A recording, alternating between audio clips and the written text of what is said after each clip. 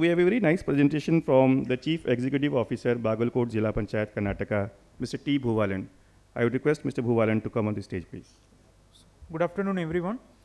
So in the morning, we were listening to Secretary of Textiles, Sri U.P. Singh sir, about the need of conserving water and the significance of having indicators like water footprint and all. So I am here to share my experience in my district on water conservation, how we have rejuvenated more than 150 tanks in our district, how we have created new tanks, and how we have created other small water bodies like ponds, then these open wells and all those things. Since water is a very important and crucial subject, I would like to say that we have to understand the importance of conserving it from the very basic level, because before 30 or 40 years before, we wouldn't have imagined that we all have to sit in our tables with Bisleri water bottles in front of us. That was not the case then. But why we are going into more commercialized way of conserving water, why we are making the quality and quantity of water availability bit complex. We have to understand all these things, and it is a complex thing, so I won't go much into that. Rather, I would allow to present the experience I had in Bagalkot district. So just to give an introduction about my district, Bagalkot is a district which is located in the northern part of Karnataka, which is historically backward, historically drought prone. And though it is blessed with three major rivers, including the Krishna river, which is the third largest river in India, and also two sub-basins of Malaprabha and Ghataprabha, the water deficit was a consistent problem in the Bagalkot district. And we do have more than 150 tanks and other water bodies, but they were all not properly maintained, or they were all not able to carry the required amount of water which they are supposed to be. So the main issues that we have faced were encroachment of majority of these water bodies, and due to which the water was not able to be stored properly, and the groundwater was drastically depleting, and the biodiversity was also being affected, which was not very healthy for the flora and fauna. Then the agriculture productivity has reduced, and we had also a lot of drinking water issues, especially during the summers, and the recreational facilities were almost nil. So these were the issues that we have faced earlier in the sense just before 2 years, because though we have as I have already told, good number of rivers, we were facing a consistent floods during the monsoon, whereas we have faced a severe water deficit during the summers. So the twin issues were not dealt with properly before 2 years. And our plan was to have a comprehensive development plan for rejuvenating all these water bodies that include groundwater recharge, and availability of drinking water has to be ensured, and which in turn has to result in the productivity of agriculture and horticulture sectors, and so on. And I don't want to go elaborate on these aspects. So mainly we have relied upon these funds in our district, the first and foremost being the Mahatma Gandhi National Rural Employment Guarantee Act, which is a boon to our country, which has not only given employment to lakhs and crores of laborers in the rural areas, but also have created very good assets in the rural areas. And we have also utilized the 14th and 15th Finance Commission funds. We have also used the own resources of the Gram Panchayats, and also funds received through the corporate social responsibility, as well as the funds received through the local area development grant of the MPs and MLAs. So the major components are, first of all, removal of encroachments and so on, which I will show you through pictorial depictions. So encroachment is very common issue in terms of water bodies, not necessarily to be civil structures. Majority of the water bodies will be encroached by those who do farming activity, at least on seasons.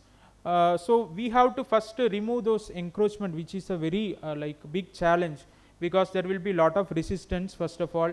Next, there will be a law and order issue. Then third, it will also affect the livelihood of a lot of poor people. So we all have to work together. Different department people have to work together to remove these encroachments, like revenue department, rural development department, police department, survey department. So we have taken this task primarily. In fact, it took around 2 to 3 months just to remove the encroachments. It happened before 2 years, maybe in the months of July, August, September of 2020. So we were able to remove majority of the encroachments thanks to the good coordination among the various departments. So once you remove the encroachment, it is not alone to protect them in the later years. So they are vulnerable for encroachment again. So we have to do a proper survey, and we have to fence the water bodies, and we have gone a step ahead and we have done geofencing also, so that at any point of time you will be able to access the real picture of whether the water body is encroached or not. So we have gone online regarding the status of the water body. So if you go to a particular place and if you can find out, you will be able to know whether the water body is encroached or not in that particular place. The next important thing that we have done is the bund strengthening, because again the bund will be weakened time and again due to frequent storage of water, and also being disturbed by the people nearby. So strengthening of bund has been taken aggressively, and many areas the bund will be broken, and it will lead to artificial flood in the nearby areas. So especially in the monsoon seasons, when the water bodies will receive more water than its capacity, the bunds there will be damages to the bund, and it will lead to flood to the nearby areas. So we have taken up the bund strengthening activity in the next phase. Then comes the decilitation activity. Decilitation has to be done in order to increase the capacity of the water body. Otherwise the frequent siltation will lead to accumulation of the soil particle, and it will in turn reduce the quantity and also in terms of quality. So decilitation was done, and it was mainly done through the MGNREG activity, because we have to give employment to the rural poor households. So it was one opportunity to get the work done through these laborers. And we used to do the de-weeding also from these laborers. Trench cum bund is not actually done in the water body, but it is done in the farm and the nearby catchment area, just to increase the water holding of that particular area. That was also done.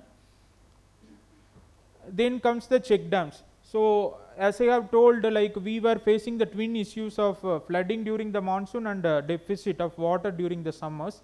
So through construction of hundreds of check dams, we were able to retain the water during the monsoon, which was used even till summers. So it was done through MGNREG, and in some places it was done through the MP and MLA LAD also.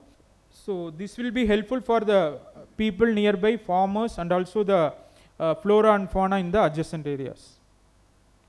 Then comes the improvement of water channels. So from the catchment area, though we get a good amount of water, it won't reach the water bodies properly. The main issue being the water channels not being maintained properly. They will be encroached, or there will be lot of siltation and weeding in those water channels.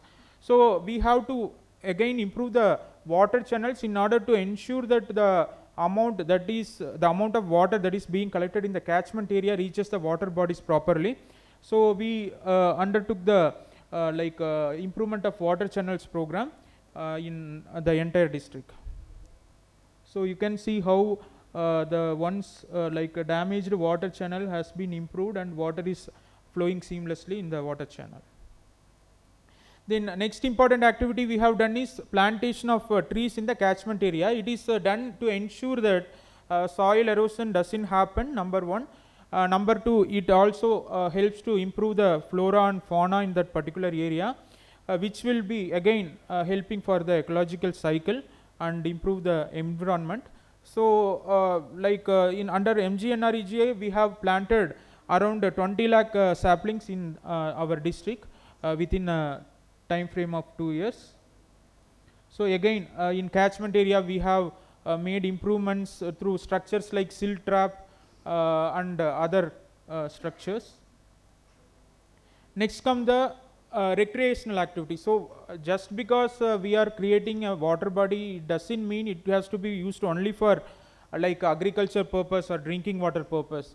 There are lot of scope for improving the recreational activities in those areas. It has a dual purpose. First of all, people get some kind of entertainment when they visit these water bodies. So we have to improve the footpath there, we have to put some benches there, we have to put some children park in those areas.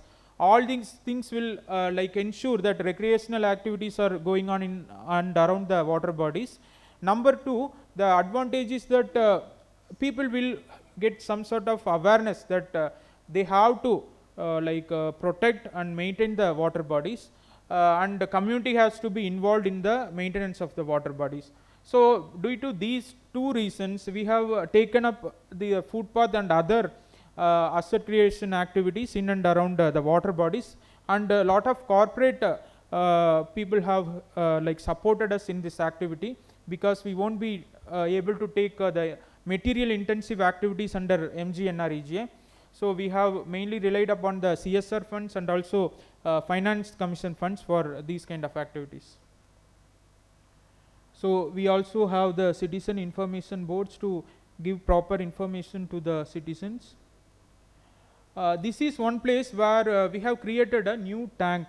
So earlier this was a dry area, it was a dry catchment area, the water was flowing somewhere else, and we thought that this dry area has to be converted as a tank, so that it will be able to help the nearby areas, surrounding areas, to recharge the groundwater, and also there is a reserved forest adjacent to this area. So there are some variety of flora and fauna in this area. And number three, the reason is that during the monsoons the flood will be uncontrollable, because this is located just adjacent to the Krishna river. So it will just the flood water will enter the nearby villages. So we wanted to check that particular flooding. So we have created a tank here. It is an artificial tank which was created, and we have created around 10 to 12 tanks in the recent past, in the past 1 or 2 years, and still we are continuing to do this activity, and currently there are 3 tanks being developed in our district in this way. So this is one developed tank which was earlier completely dry due to encroachment and other issues. So we have done footpath around this tank, and the capacity of this tank has also increased multifold, and it is able to give some fresh air to the nearby areas also. You can see the green cover in and around the tank, which was otherwise very dry earlier. The other project that we have undertaken is rejuvenation of Kalyanis. Kalyanis are nothing but the open wells, we can call them as. So as you are aware that Bagalkot is a historic district, you might be aware about the UNESCO heritage sites of Badami, Aihole, Pattadakal. All these places were started, and they were maintained during the era of Chalukyas. They have done lot of such structures to conserve the water in the Bagalkot region, and many of them were not maintained properly. For example, you can see the picture which was taken before 3 years. The water was almost nil, and now we have renovated and rejuvenated that Kalyani, and now there is a good amount of water in that Kalyani, and not only for drinking water purpose, it is also being helpful as a recreational center for the people in and around the village. So this is another open well which was rejuvenated. Now the Kalyani is serving the nearby villages. This is another Kalyani that we have rejuvenated. This is located near the Badami fort. So with the help of Archaeological Survey of India, we have renovated this Kalyani. So this is again Chalukya era like Kalyani, which was otherwise in a dilapidated condition. Now we have renovated it. So far we have renovated around 50 Kalyanis like this in our district, which are helping the villagers a lot. So I would like to request you all not only to think about the water conservation but also practice it. So whether it starts from your home or your village or your city, it doesn't matter. Everyone should not only preach about water conservation, but we have to practice it, because our future without the water bodies, without the good quality and quantity of water, it will be very difficult for us. So I thank Elets to have invited me and giving me an opportunity to share my experience in the water conservation area. I thank my panel members also for being here. Thank you all. Thank you, Mr. Bhoobalan. I am hopeful and I'm sure that the audience would have liked your innovations in the water sector. May I request Mr. Ajay Gangwar, Chief Engineer, Uttar Pradesh Public Works Department, to kindly present the speaker memento to Mr. T. Bhoobalan.